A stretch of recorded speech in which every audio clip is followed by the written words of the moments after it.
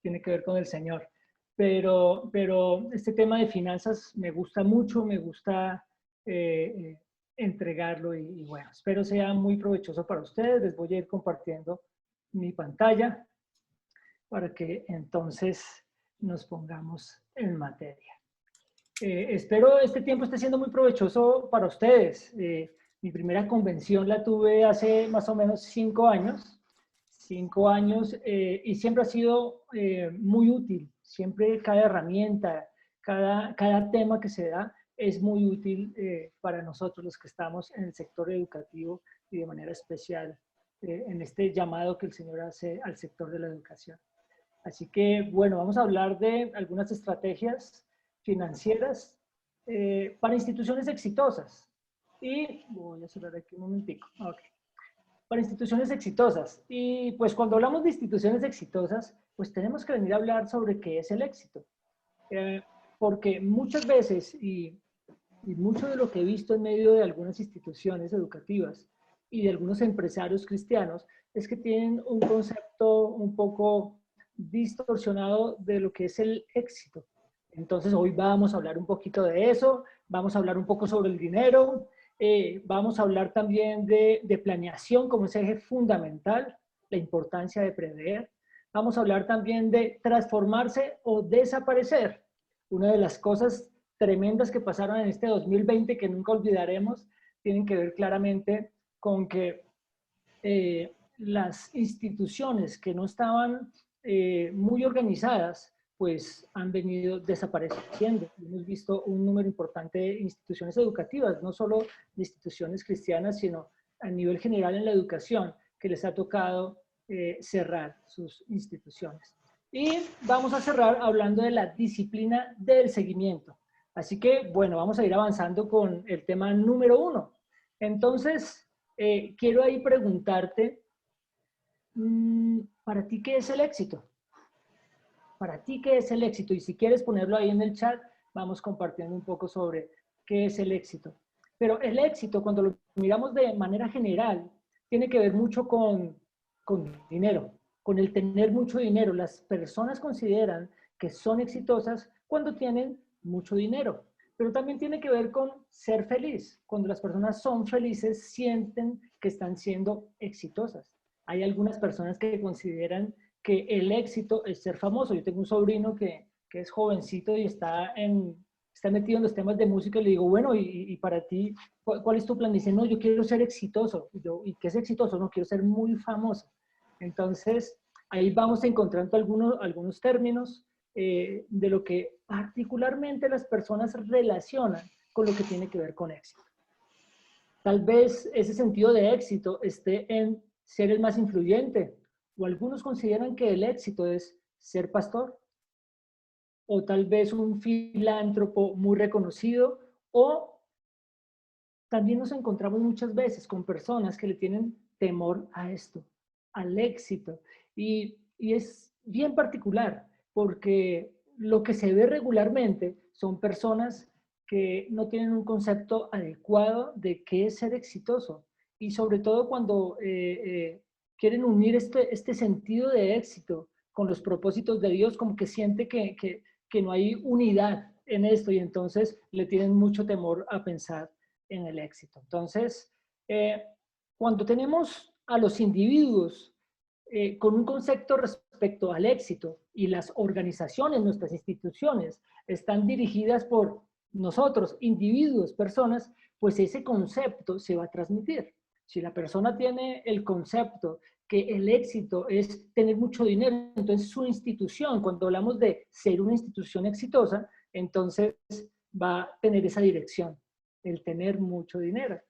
O tal vez algunos tienen en su concepto que su sentido de éxito organizacional es siendo el más grande, siendo la institución más grande.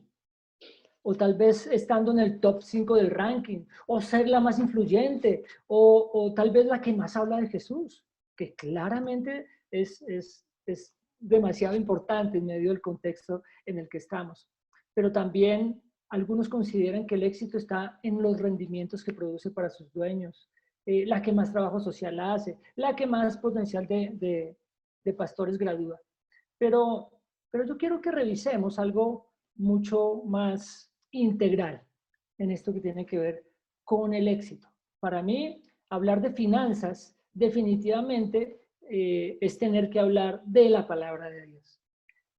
Yo nunca, o por lo menos en la medida que he venido madurando este concepto de las finanzas, ha sido absolutamente enriquecedor entender la cantidad de principios que encontramos de estos temas respecto al éxito, respecto a la prosperidad, respecto al dinero en la Biblia. El Ministerio Finanzas Crown, que es un especialista en estos temas de finanzas, ellos dicen que de estudiar mucho la palabra, encuentran que hay más de 2.500 versículos que hablan de finanzas. ¿Me escuchaste? 2.500 versículos que hablan de finanzas. Espérame que yo no tengo aquí el chat y entonces no voy a ver lo que ustedes están poniendo. Perdón, un segundo. Ok, no me dejan este modo. Ah, aquí. Perdón la pausa. Pero esto, aquí yo lo pongo a un ladito para poderlos ver ahorita. Entonces,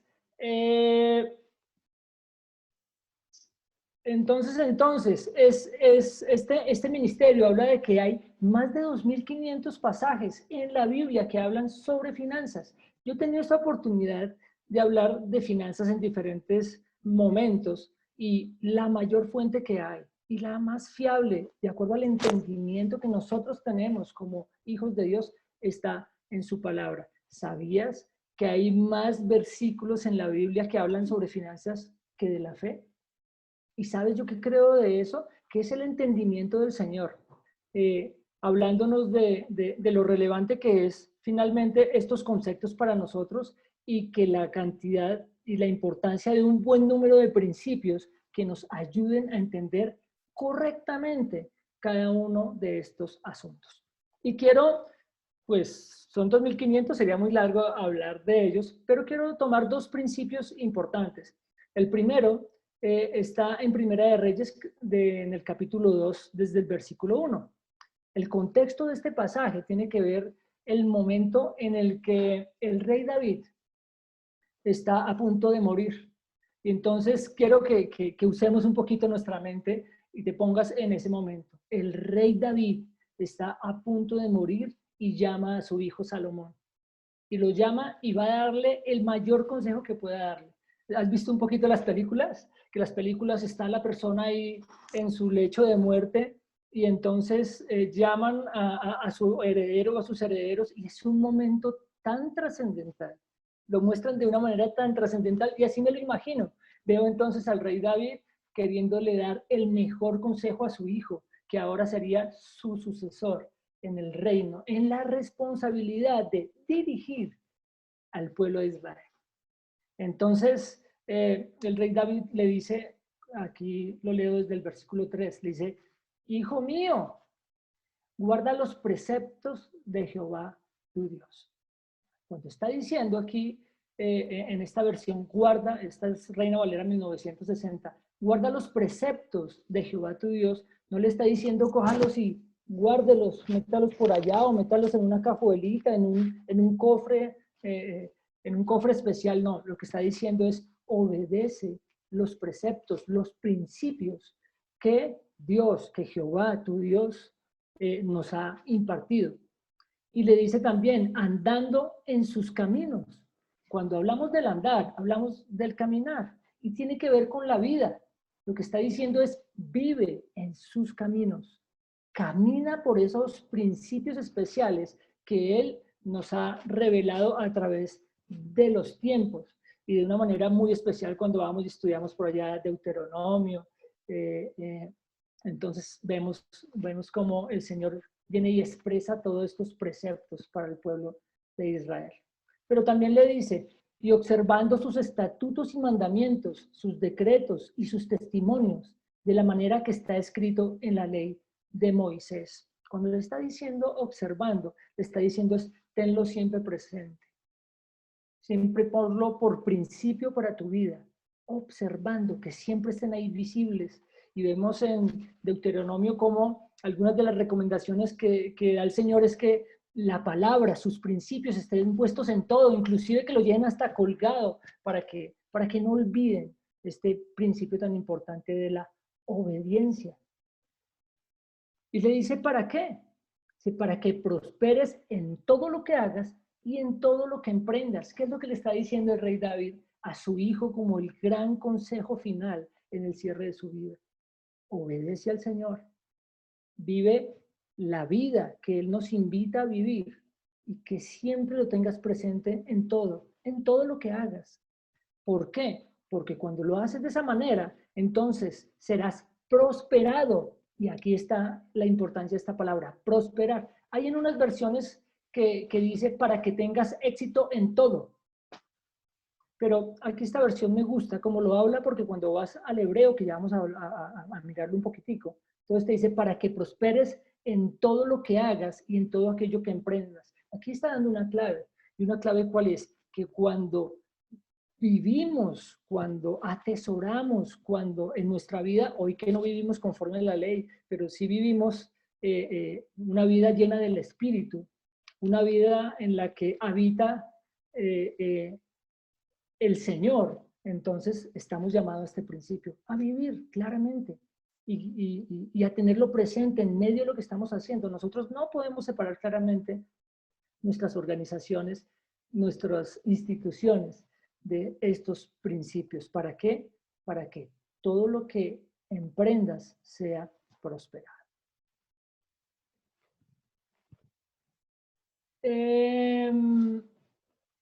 Esta palabra prosperar, cuando vamos y la vemos en el hebreo, tiene que, pues, no sé pronunciarlo, no sé el hebreo, pero la voy a leer tal cual como la entiendo. El tetzelach,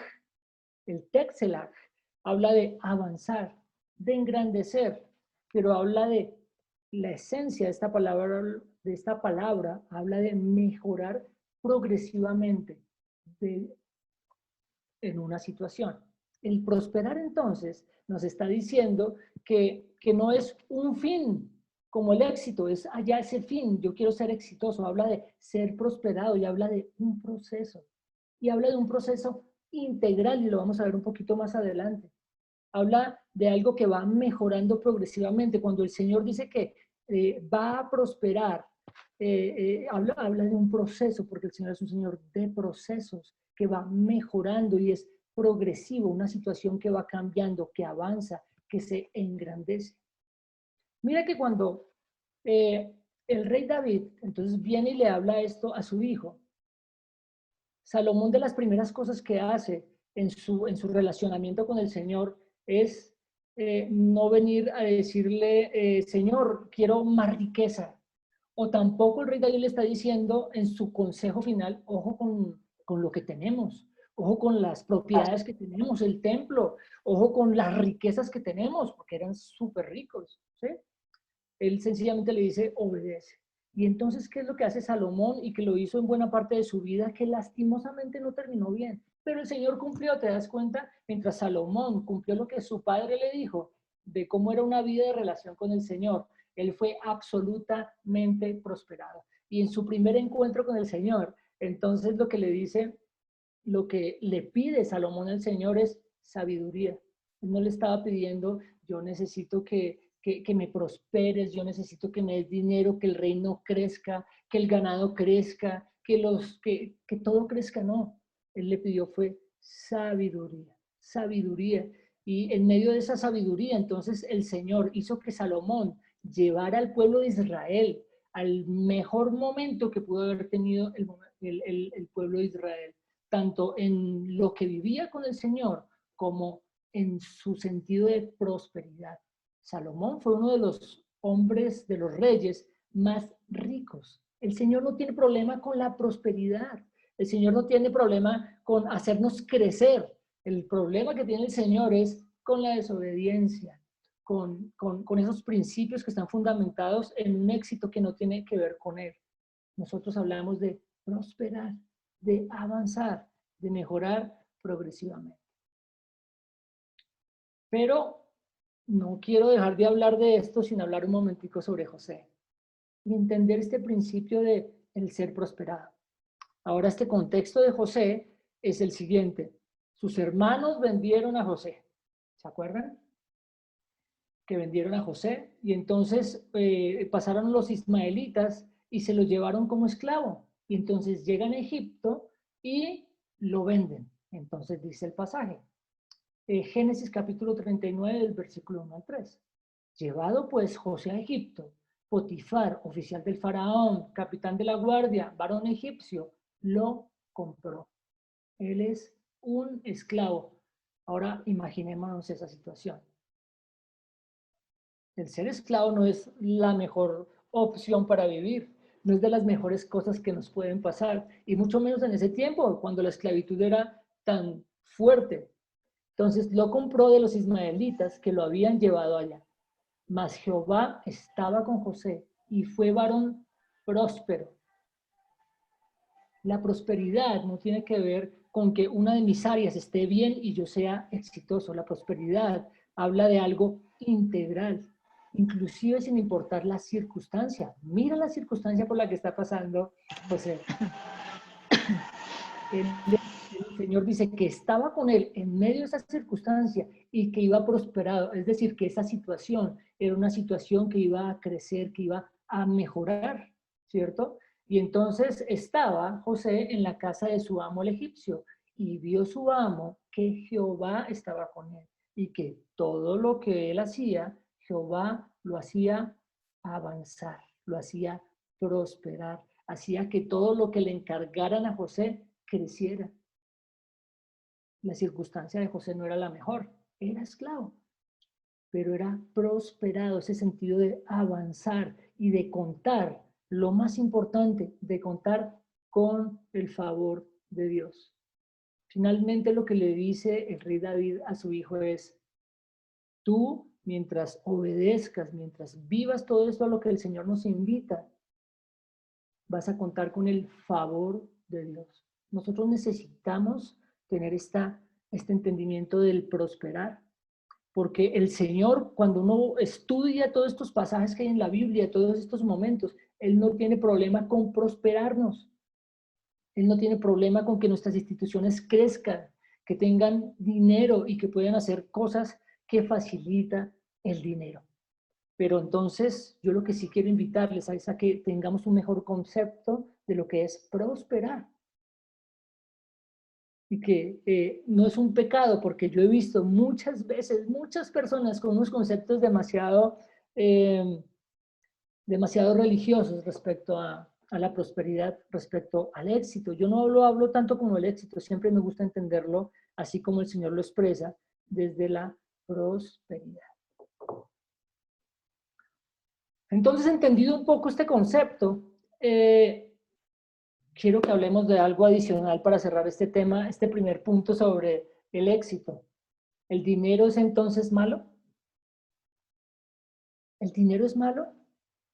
Mira, a mí siempre me ha gustado tener en la mira a los judíos, porque los judíos son personas que tienen un gran entendimiento de estas cosas y los principios que ellos establecen son netamente bíblicos. La manera como son educados los judíos es en el entendimiento de que el dinero no es malo, es neutral. Ellos han vivido la prosperidad del Señor, ellos históricamente han vivido la promesa del haber vivido sus antepasados en la tierra prometida. Y cuando tú vas y estudias Deuteronomio, Deuteronomio tiene una cantidad de promesas del Señor donde les dice, ustedes van a tener lo mejor de lo mejor.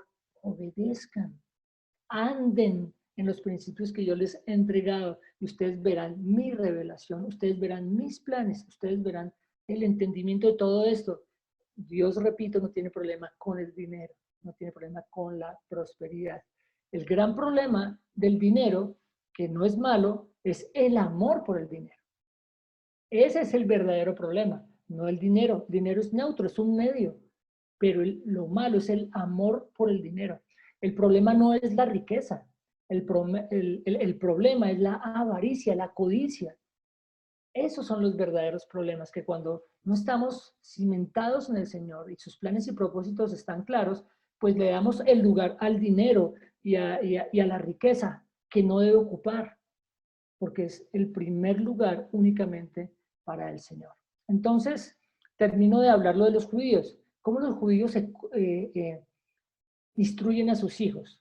A punta de los principios que están establecidos en la Torá, que contiene los 5 primeros libros de la Biblia, en donde habla de toda esta prosperidad por el Señor, en donde habla que, o en donde son enseñados más bien, en donde son enseñados que mientras ellos usen bien ese don dado por Dios y lo pongan al servicio de la creación de Dios, al servicio de la humanidad, es decir, si mi habilidad es esta en finanzas, entonces, ¿cómo yo hago que esto sea útil para la creación de Dios? ¿Y cómo lo hago con tal excelencia que al ser útil para los demás, entonces mucha gente lo va a tener y entonces por lo consiguiente va a pagar y entonces se comienza este medio del dinero. Entonces ellos se especializan tanto en lo que hacen, con ese sentido de honrar al Señor con lo que hacen y hacerlo con excelencia, que es un punto muy importante, con excelencia. Entonces, sencillamente el dinero es un resultado. Y entonces ellos saben que el gran problema no es el dinero, sino el amor por el dinero. Ellos saben entonces que el gran problema no es la prosperidad. El ser ricos, los judíos son muy adinerados. El problema es poner los ojos en el dinero, que el corazón se llene de codicia. Y tú ves una cantidad de proverbios y una cantidad de principios que hablan sobre esto. Entonces, amados míos, hablábamos de principios financieros para instituciones exitosas, pero yo quiero hablar es de instituciones prósperas, instituciones en la que eres rector o rectora, en la que eres directivo, en la que eres profesor, en la que eres coordinador, en la que tienes alguna vinculación. Y entonces el desafío es el siguiente, es entender realmente cuál es el llamado y que ese llamado lo haga con excelencia. Eso habla de una institución próspera, que entiende que la prosperidad definitivamente es mejorar progresivamente las situaciones y es avanzar con el favor de Dios. Es entender entonces que el dinero es un medio y no el fin último. Y entonces que debe hacer crecer todas sus áreas y equipos. Amados, cuando yo no tengo un correcto concepto del dinero, del avanzar, de la prosperidad, siempre voy a acercarme a él con temor. Y entonces los planes que hago con mi organización siempre van a estar impregnados de ese temor y esa falta de visión. La visión del Señor es grande. La visión a lo que el Señor nos llama y sobre todo al influir a estas generaciones, estas preciosas generaciones, es en levantarles con todos estos principios, pero con excelencia. El eslogan de nuestra institución, Bet Shalom, es formamos líderes con visión de reino. Y lo que buscamos es que nuestros niños y nuestros jóvenes sean de influencia. Un líder habla de influencia, pero con la visión del reino de los cielos. Y es que desde su habilidad, desde el don que Dios le ha entregado, entonces vaya y sea influyente en el entorno que le rodea. Pero nosotros no podemos formar líderes si no acercamos a ellos líderes con excelencia. Si nosotros queremos llevar a nuestras organizaciones a nuevos niveles, debemos tener capacidad de invertir en ella. Invertir en mejores docentes o en capacitar a los que tenemos. Invertir en mejores instalaciones. En que ellos cuando tengan esa visión de reino, sea el del reino de los cielos. Porque a veces confundimos humildad con escasez. Y entonces se vuelven nuestras instituciones los lugares donde todo el mundo va y deja su basura. Las familias van y dejan las cosas que ya no les sirven y entonces comenzamos a construir oficinas y aulas llenas de equipos y cosas viejas. Pero cuando cambiamos esa visión, pueda que no lo hagamos inmediatamente, pero encontraremos cómo el Señor nos va encaminando en una serie de principios que están ahí en su palabra, disponibles para ti y para mí, para que tengamos instituciones influyentes. Y entonces debemos hacer que nuestros chicos sean bien equipados, bien preparados y firmes en las cosas del Señor. Ok, el tiempo es corto. El segundo punto habla de la planeación como eje fundamental. Y cuando hablamos de planeación, definitivamente habla de prever, de anticipar, de poder ver hacia adelante. Y la verdad es esta, en la medida que tú desarrollas un plan, puedes visualizar cuál sea el proyecto que vayas a hacer sin necesidad de invertir un solo peso o de ir a perder tiempo y dinero. Mira lo que nos dice el Señor Jesús aquí en Lucas, yo no le puse aquí el pasaje, pero es Lucas capítulo 14, desde el versículo 28. Mira este principio tan especial que nos regala el Señor. Dice, ¿por qué? Porque ¿quién de vosotros, queriendo edificar, y el contexto de esto qué es? Está hablando el Señor de cómo se toman las decisiones. Está hablándole a unas personas que quieren hacerse discípulos o a una persona que quiere hacerse discípulo, le está diciendo, ojo, hay que evaluar las decisiones que tomamos. Y entonces nos da este principio tan espectacular para la planeación. Dice, ¿por qué? ¿Quién de vosotros, queriendo edificar una torre, no se sienta primero y calcula? Sentarse está hablando de parar, de pensar, de proyectar. No se sienta primero y calcula los gastos. Entonces, mira qué es lo que va a gastar, a ver si tiene lo que necesita para acabarla. Porque no está diciendo únicamente se sienta y planea. Yo conozco mucha gente con una capacidad de lanzar ideas y buenas ideas y hacer esto y hagamos esto y se meten a una y se meten a otra, pero nunca se sientan a calcular si realmente se puede hacer. Eso es planear. Eso es planear. Y entonces, el gran principio que hay aquí detrás es validar si se tiene lo que se necesita, no solo lo que se va a gastar, sino cómo va a pagar lo que va a gastar.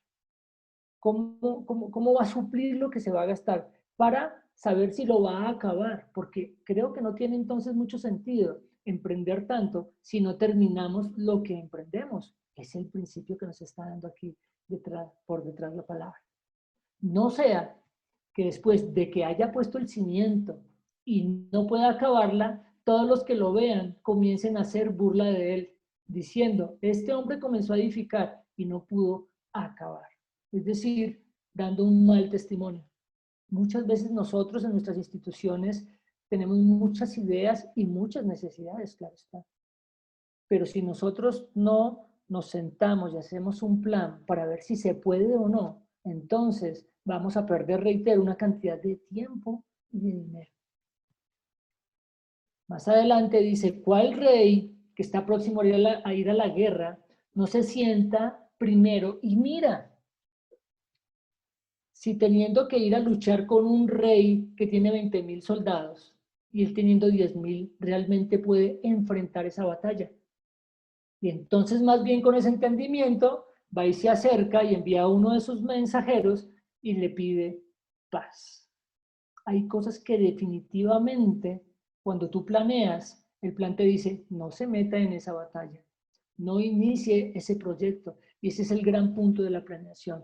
Muchas personas se meten bajo la sombrilla de una muletilla, porque me parece que no es entendimiento, porque no es lo que dice la palabra. Dios proveerá. Yo me meto a eso y Dios proveerá. O sea, Dios mira a ver qué hace.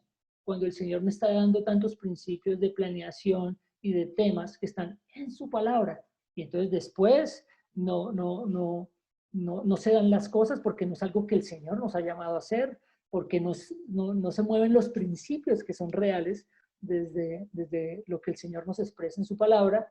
Y entonces después resultan esbravos, no, pues que Dios no proveyó. Pero ese Dios proveerá, me parece que es un acto irresponsable de no planeación. Dios proveerá en el orden, Dios es un Dios de orden. O si no, dime cuándo sale el sol de noche y la luna de día. Bueno, a veces se cruzan, pero no es la esencia. Cada uno sale a cumplir en orden lo que debe cumplir. Y cada cosa en la creación expresa el orden de Dios. Dios es un Dios de orden.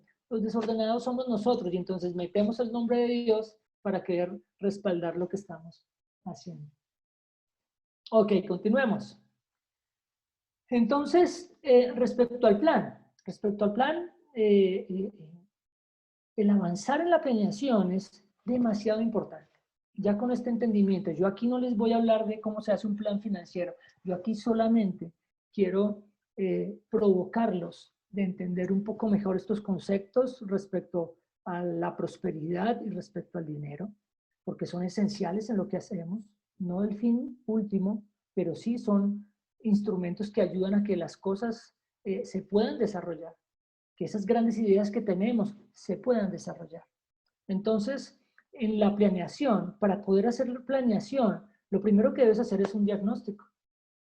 Y entonces, cuando hablas específicamente del área financiera, lo que tienes que tener en orden es la contabilidad.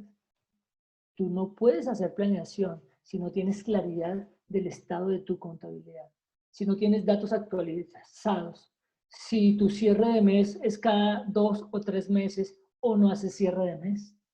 No hay forma de que puedas tener un buen diagnóstico, porque el diagnóstico ¿a qué te ayuda? A entender en qué estás para saber hacia dónde te vas a mover. Y entonces cuando tú sabes dónde estás y tienes la idea de futuro de lo que quieres hacer, entonces en el plan lo que dices es cómo vas a llegar de este punto del diagnóstico al punto del plan. Y entonces se llama un diseño de ruta o un diseño de plan, pero siempre debe fundamentarse en un diagnóstico. Si tú no conoces la situación de tu institución financiera, seguramente vas a comenzar una serie de proyectos que van a ser deficitarios y van a ser un inconveniente. Y entonces quiero contarles un par de cosas. En algunas de las instituciones que he tenido la oportunidad de acompañar, yo siempre lo primero que pido es, listo, muéstrenme el plan, muéstrenme el presupuesto, muéstrenme los estados financieros, que es lo que permite la contabilidad. Entonces, en este primer punto, esencial la contabilidad para el diagnóstico. Cuando tú tienes la contabilidad, entonces, yo he tenido la oportunidad de tomar un plan que ya había sido hecho por una persona que venía gestionando los planes, revisarlo y de verdad que únicamente con el favor de Dios, me acuerdo de un plan específico. Me pasaron un presupuesto que decía que la institución ganaba 500,000 pesos mensuales.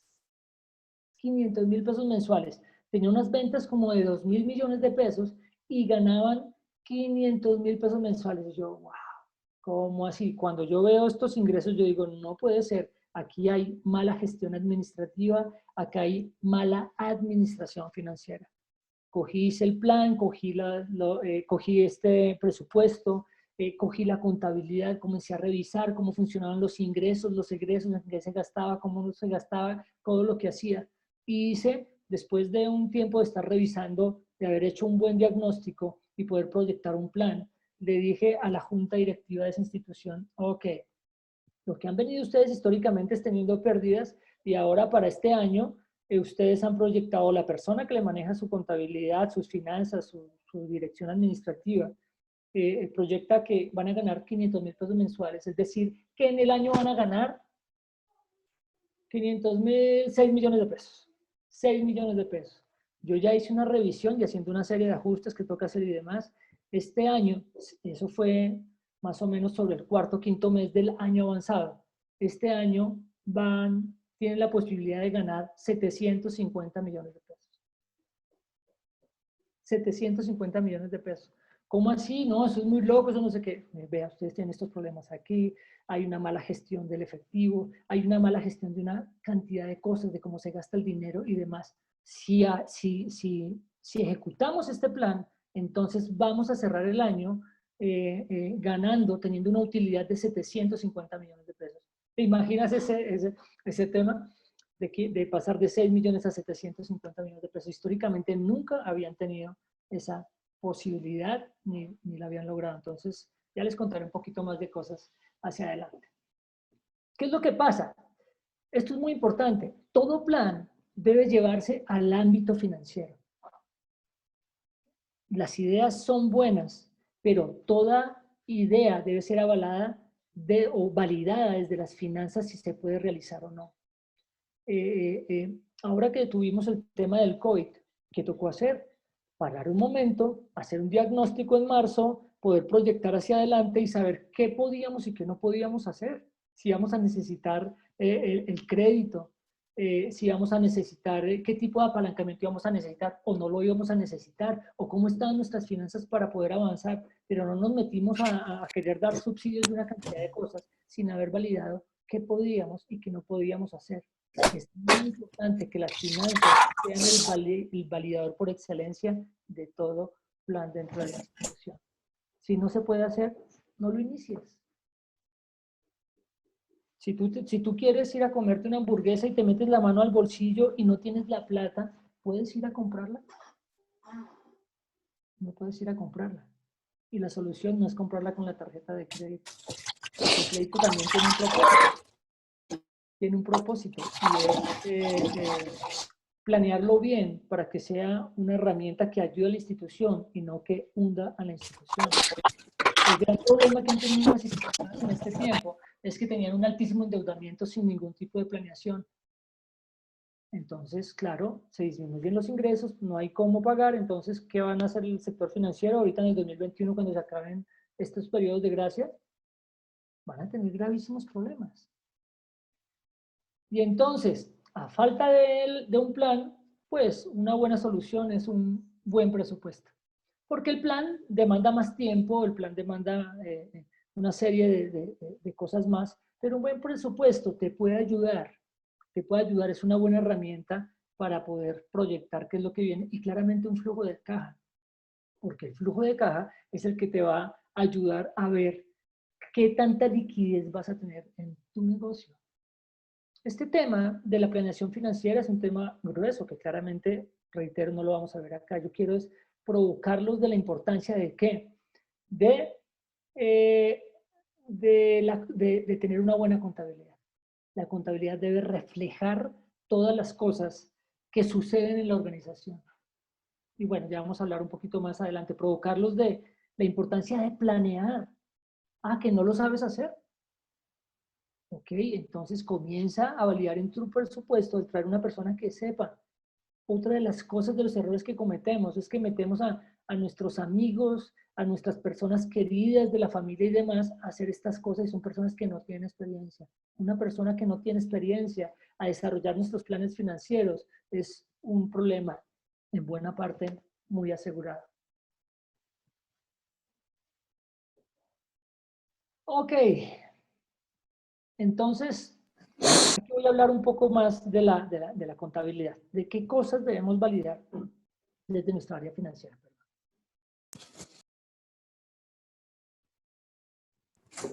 ¿Cómo vamos? Vamos a mirar aquí un segundito chat.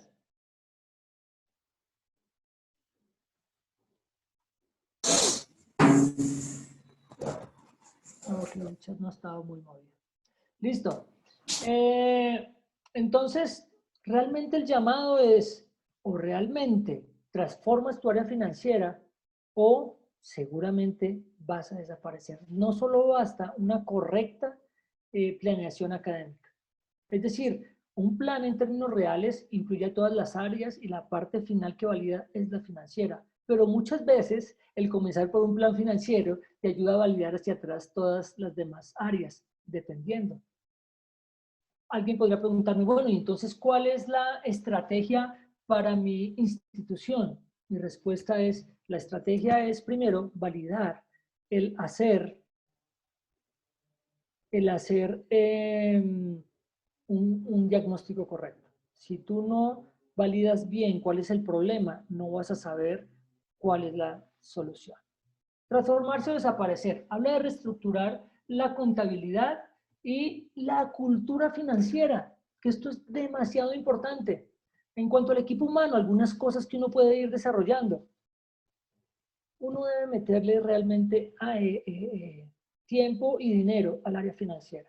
Cuando tú tienes un área financiera muy débil, las fugas de dinero y el malgasto del dinero te va a llevar a tener estos inconvenientes. Mira, hablando nuevamente de este ejemplo de esta institución que pasa de los 500.000 a los 750 millones de pesos, los ingresos no se aumentaron.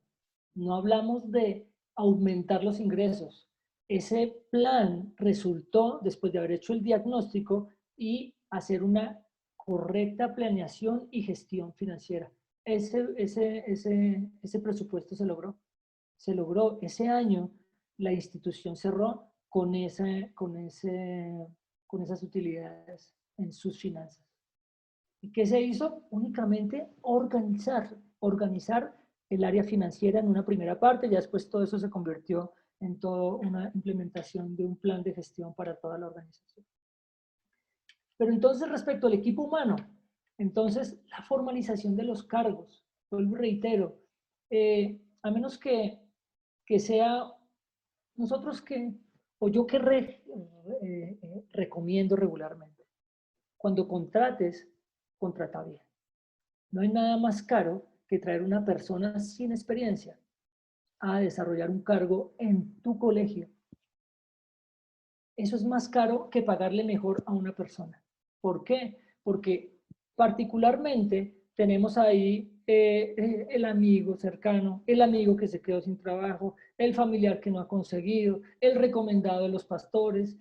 Y realmente, si uno no formaliza los cargos, en general, yo hablo en este momento aquí de la parte financiera, pero si pones ahí una persona que no tiene experiencia, que no sabe, que no ha sido formada, pues eso te va a salir muy caro, ¿sí? Es muy importante también el establecer las políticas correctas, políticas consistentes que ayuden a que tu organización pueda tener un proceso mucho más detallado y efectivo. Todo lo que a lo que nos lleva a Axi, y entonces también te invitaría a que lo revises. ¿Por qué? Porque Axi es una entidad que ayuda a organizar a los colegios cristianos. A través de todos sus estándares, ellos dan una serie de principios que son importantes tenerlos en cuenta. Si no has podido organizar tu institución, es importante que lo vayas teniendo en cuenta. Yo no trabajo para Axi, pero creo que es una muy buena herramienta que tenemos dentro de nuestro medio, dentro de las instituciones cristianas, y es una institución internacional que sus estándares son eso, estándares ya comienzan a darnos unos parámetros importantes. Es una buena opción para que comiences este camino a la reestructuración de tu negocio. Gestión de equipos y software. Entonces, cuando tú quieres reestructurar tu área financiera, hay que meterle software, hay que meterle equipos, hay que darle el lugar tan importante que merece dentro de la institución esta área financiera. Así que en equipo humano es súper relevante escoger bien los equipos. Haz un perfil y que con esos perfiles tú no traigas a cualquiera, sino la persona que cumple las necesidades de tu institución para tu área, y eso ponlo en práctica hacia todas las áreas. Si nosotros queremos hacer que nuestras instituciones avancen, realmente tenemos que tomar decisiones que se conviertan en acciones correctas para el crecimiento de ella. En cuanto a los procesos, aquí todo esto es muy pequeñito porque el tiempo es muy pequeño para hablar todo este tema. Como les digo, es una provocación. En cuanto a los procesos, definitivamente hacer un plan o presupuesto anual. Esta es la época de comenzar a planear lo que va a suceder en 2021 y con todos los desafíos que tenemos, ¿no? Este año, de manera particular, va a ser más difícil planear las matrículas del 2021. Mi consejo, ¿cuál es? Revisa cómo se ha comportado tu cartera y cómo se ha comportado el ingreso de tu cartera, porque eso es lo que tú sabes cómo se va a mover tu caja. Y entendiendo esos ingresos, sin una proyección tan optimista de que vas a aumentar un número importante de estudiantes, entonces desde ahí valida realmente qué gastos vas a poder atender. Este es el tiempo de hacerlo. Haz un buen presupuesto, haz un buen plan, y si no, trae a alguien que tenga experiencia en esto para que te ayude a hacerlo. Dentro de los procesos, el cierre mensual. Usted nada saca con hacer un gran plan si usted no le hace un proceso de cierre mensual, si usted su contabilidad no la cierra mensualmente, si usted no trae dentro de la cultura de la institución hacer un cierre mensual para saber mes a mes cómo va y ya vamos ahorita a hablar un poco del seguimiento. Dentro de los procesos, la importancia de la gestión de compras. Yo he llegado a organizaciones donde todo el mundo compra. Los profesores compran, el señor de la portería compra, todo el mundo compra y lo que hacen es ir a llevarle recibitos a la tesorería. No, señor. Establezca un proceso de gestión de compras donde cada persona planee sus compras, cada área planee sus compras y al momento de hacerlos haya un proceso organizado. ¿Cuesta un poquito al inicio? Cuesta, pero usted va a ver cómo el dinero se organiza y el flujo del dinero se organiza.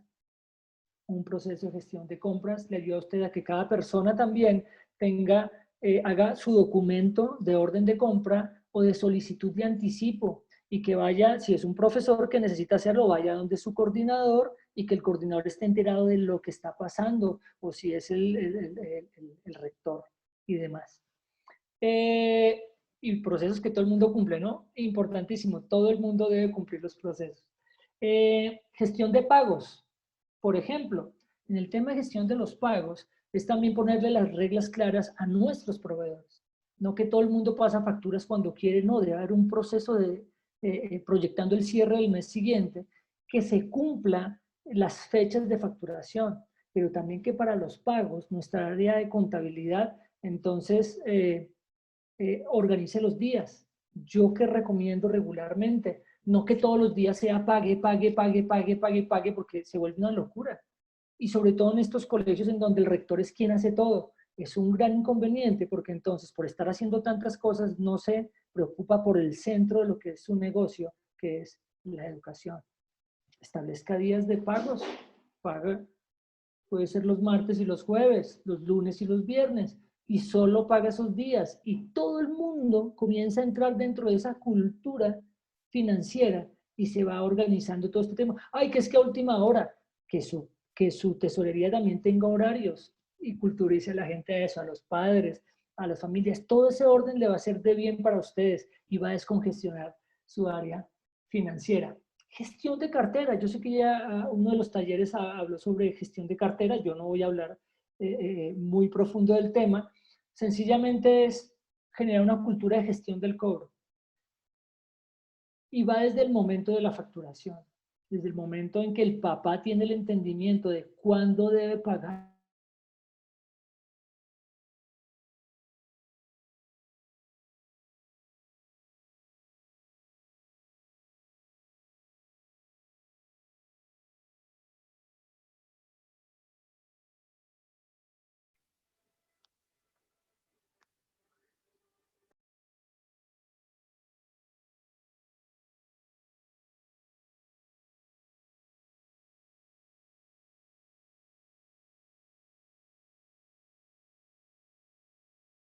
Así como nosotros tenemos que cumplir.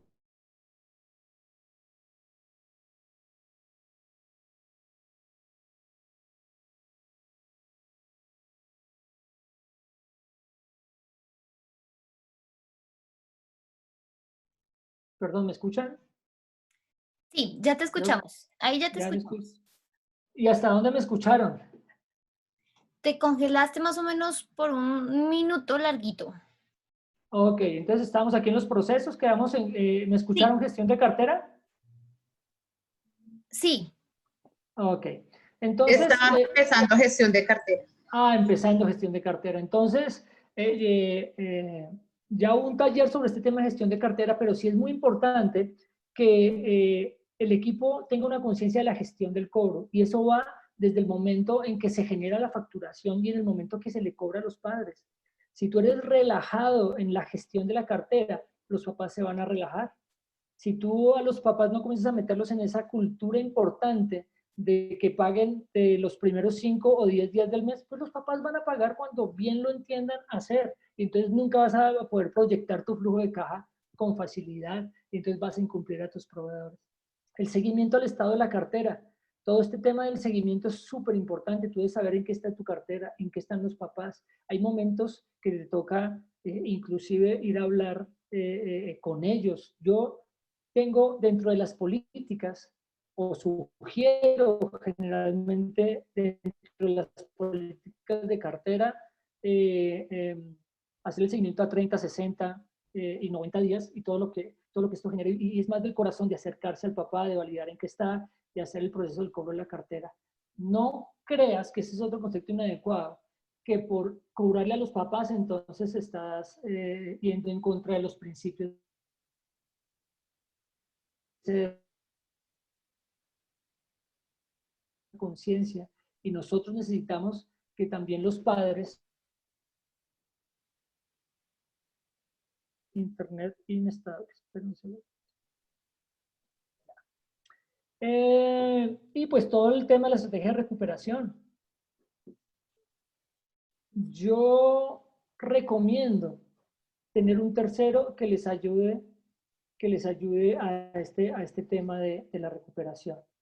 Es importante con unas prácticas sanas en donde claramente no vamos a ir a demandar a los papás ni a hacer todo un proceso jurídico, pero sí que haya quien le cobre en amor y generando conciencia del pago. Y bueno, en cultura ya les he hablado varias cosas de la cultura financiera. Importantísimo para cerrar este punto, no manejo de efectivo. Mi recomendación siempre es cancelen el efectivo, que los profesores reciben efectivo, que por este lado reciben efectivo y entonces eso se vuelve una piedra de tropiezo para las personas. Siempre que tú dejas que haya efectivo en manos de las personas, se vuelve una piedra de tropiezo para que esa persona pueda coger ese dinero y fuera de eso te genera todo un problema dentro del manejo del dinero. Nosotros culturizamos a los padres al pago a través de los diferentes medios y eso hoy día el 95% de los padres pagan de esa manera y es lo mejor. Hay gente que dice, no, pero es que para pagar la comisión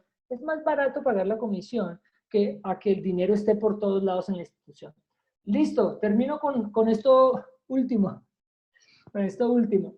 La disciplina del seguimiento. Amados, lo que no se mide, no se administra. Usted puede tener el mejor plan financiero, pero si usted mensualmente no está haciendo un cierre con su área de contabilidad, no va a servir de nada porque no le va a dar tiempo para poder corregir hacia adelante o saber qué acciones tiene que tomar. Así que le invito a que sea una disciplina. Mensualmente prográmese a tener un cierre con su área contable y que pueda usted entender eso que proyectó en los ingresos, cómo va, eso que proyectó en los gastos, cómo va, en el mes a mes, en el cumplimiento del primer trimestre, del primer semestre, y así, para que no llegue al final de año diciendo, nos fue muy mal este año en términos financieros. Así que eso es todo lo que tenía. Bueno, no, hay muchas cosas más que quisiera decirles, pero el tiempo no alcanza. Nuevamente, muchísimas gracias por su tiempo. No nos dio el tiempo para algunas preguntas. Nos toca irnos ya de frente al cierre de la convención, que hay un cierre especial que te invito a que no te lo pierdas. Así que un abrazo nuevamente. Mi nombre es Luis Felipe Hernández y muy contento de haber estado en este tiempo con ustedes. Espero haya sido de provecho. Muchísimas gracias, Luis Felipe. Sabemos que estos consejos y esta sesión ha sido de gran bendición para todos nosotros y vamos a empezar a ponerlos en práctica en nuestras instituciones. Precisamente como nos comentaba Luis Felipe, tenemos un cierre de la convención a través de los enlaces por los cuales nos estuvimos conectando desde esta mañana. Así que los invitamos que al finalizar este taller, ustedes puedan ir precisamente y se conecten a través de YouTube o Facebook. Al cierre de la convención vamos a tener un espacio muy bendecido y que hemos preparado para ustedes. Así que muchísimas gracias por asistir a este taller. Muchísimas gracias a ti, Luis Felipe, por separar este espacio. Los bendigo y nos vemos entonces en el cierre de la convención. Un abrazo, que estén muy bien. Hasta luego.